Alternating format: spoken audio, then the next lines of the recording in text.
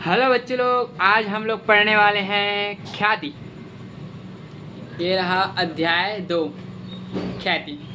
इसको इंग्लिश में बोला जाता है गुडविल। आइए ख्याति के बारे में देखते हैं। नीचे पहले देख लेते हैं शब्दावली। शब्दावली में क्या है? ख्याति, गुडविल। अब ये किसमें देखते हैं, छोटा सा नरेशन है, क्या लिखा है। वह लाभ जो संबंधों एवं प्रतिष्ठा से मिलता है। ख्याति क्या है? वह लाभ है जो संबंध और प्रतिष्ठा से मिलता है।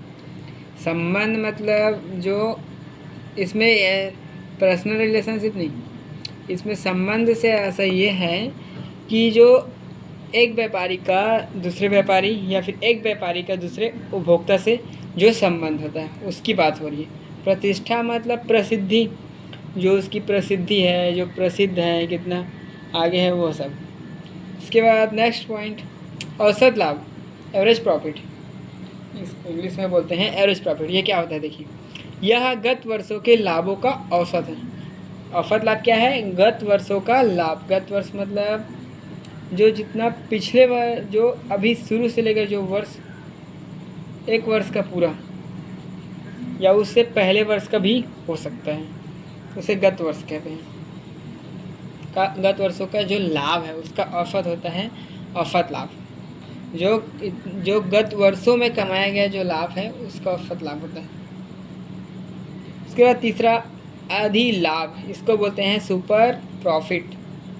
देखिए क्या है, जब कोई साझेदार फार्म उसी प्रकार की अन्य फार्म के सामान्य लाभ से अधिक लाभ अर्जित करती है उसे अधिलाभ कहते हैं। यानी कि ये बोल रहे हैं कि जब कोई साझेदारी जो फार्म है वो उसी प्रकार की जो अन्य साझेदारी फार्म है उसके अपेक्षा में यह उससे अधिक लाभ अर्जित करती है तो यह अधिलाभ कहलाती है। मतलब जो ऐसा बोलना चाहिए, जो हमारा साझेदारी फार्म है वह अन्य फार्म की अपेक्षा में ज़्यादा प्रॉफिट अर्न कर रहे हैं या ज़्यादा लाभ अर्जित कर रहे हैं तो उसे बोलते हैं अधिलाभ। चौथा पॉइंट, क्रय की गई ख्याति। क्रय की ख्याति क्या होती है? Purchase goodwill.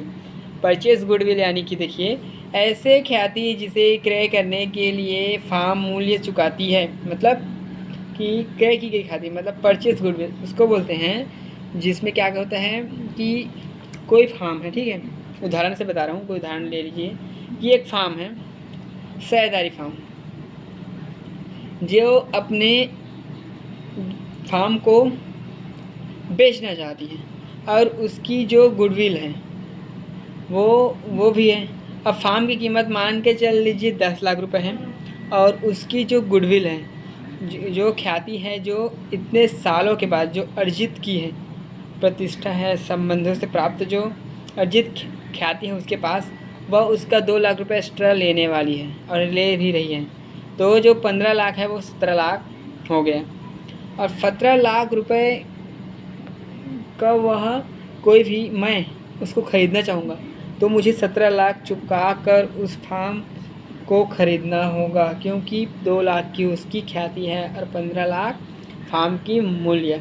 तो दोनों एक साथ मिलकर मुझे देना पड़ेगा पैसे को उसको, क्योंकि उसकी जो ख्याति है वह प्रतिष्ठा और संबंध से प्राप्त ख्याति है और उसे ही बोलेंगे परचेस गुडविल यानी कि क्रय की गई ख्याति। पांचवा पॉइंट, स्वयं द्वारा सृजित ख्याति मतलब सेल्फ जनरेट गुडविल। तो इसको बोलते ऐसी ख्याति जो फार्म द्वारा अपने व्यापार तथा सेवाएं से उत्पन्न होती है। मतलब एक ख्याति क्या है? जो अपने द्वारा फार्म, मतलब जो ऐसी ख्याति, क्या ख्याति है? एक ऐसी ख्याति है जो अपने द्वारा क्या करना, अपने जो फार्म है उसमें खुद स्वयं से उसमें कार्य करना, सेवा देना, व्यापार को संचालित करना और उससे जो होने वाली जो ख्याति है उसे ही कहते हैं स्वयं द्वारा सुसर्जित ख्याति। मतलब कोई एक छोटा सा ठेला मान लीजिए, जो छोटा सा ठेला, एक फेमस ठेला है, समझिए मोमोज का फेमस ठेला है, जिसमें कोई एक व्यक्ति उस वह स्वयं उस मोमोज ठेला को चलाता है, वह उसमें मोमोज को बनाता है, स्वयं से बनाता है, फिर उसको स्वयं बेचता है, फिर उससे पैसा जनरेट करता है, फिर उससे उससे प्रसिद्धि बढ़ती है, धीरे धीरे उसका व्यापार का लेवल बढ़ता जाता है और उससे उसे बहुत बड़ी लेवल में ख्याति प्राप्त होती है और उसका व्यापार बहुत ही आगे बढ़ जाता है। उसे ही कहेंगे सेल्फ जनरेट गुडविल। इसको अच्छे से मैं आपको और आगे क्लासेस में बताने वाला हूँ और अभी इतना ही बताता रहूँ। इसके बाद छठवां है प्रचनन। इसको बोलते हैं छिपी हुई ख्याति, हिडन गुडविल। क्या लिखा है? नए साझेदार द्वारा लाई गई पूंजी के आधार पर ज्ञात फार्म की कुल पूंजी एवं फार्म की वर्तमान पूंजी नए फायदा सहित का अंतर अतिरिक्त की प्रचलन ख्याति। अब ये छुपी हुई ख्याति की बात हो रही है यहाँ पर, जो नए साझेदार द्वारा लाई जाती है और जो ज्ञात हमारे जो फार्म की कुल पूंजी है उसका वर्तमान पूंजी से नए साझेदार का अंतर 3% ख्याति कहलाती है।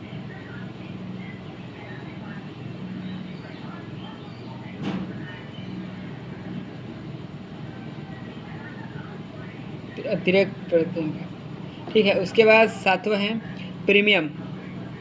प्रीमियम क्या होता है देखते हैं। वह नगद राशि जो नए फायदेदार द्वारा फार्म में प्रवेश के समय पुराने फायदेदार को भुगतान की जाती है। अब प्रीमियम यह है कि जो नए साझेदार जो नगद राशि नए फायदेदार द्वारा नए फायदेदार लाता है फार्म में प्रवेश करने के लिए और पुराने फायदेदार उसका भुगतान करता है, पुराने फायदेदार को भुगतान की जाती है। मतलब जो नया फायदेदार अपना जो पैसा लेकर आता है इस फार्म में साझेदारी हासिल करने के लिए, तो उसे फार्म में जो नया फायदेदार आता है वह फार्म को जो पैसा देना रहता है उसको वह पुराने फायदेदारों को दे देते हैं आपस में, उसे भुगतान देना पड़ता है, जिसको प्रीमियम बोला जाता है। ठीक है। इसके बाद देखते हैं ख्याति का अर्थ एवं परिभाषाएँ। ख्याति आखिर होती क्या है और उसका अर्थ क्या है, परिभाषा क्या है। Meaning and definition of goodwill, जिसमें बोला जा रहा है व्यवसाय का वह नाम या यश जो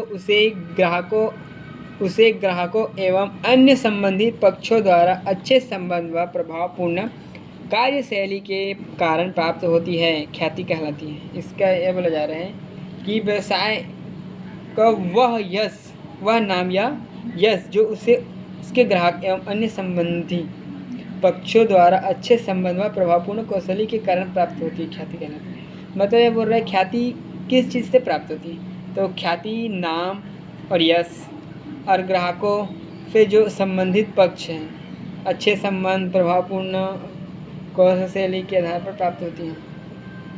ठीक है। नीचे में क्या लिखा है, प्रत्येक व्यापारी अपने कठिन परिश्रम तथा ईमानदारी से ख्याति अर्जित करता है, उसके व्यापार का भविष्य भी कीर्ति पर निर्भर है। प्रत्येक व्यापारी अधिक लाभ कमाना चाहता है। यह लाभ व्यापार के नाम, व्यापारिक का चरित्र, व्यवहार, ईमानदारी आदि से प्राप्त होता है। इससे व्यापार की बिक्री बढ़ती है तथा बिक्री बढ़ने से लाभ में भी वृद्धि होती है। लाभ में वृद्धि ही व्यापार में ख्याति का कारण बन जाता है। सरल शब्दों में यह भी कहा जा सकता है कि सामान्य लाभों से अधिक लाभ अर्जित करने की क्षमता को ख्याति कहते हैं।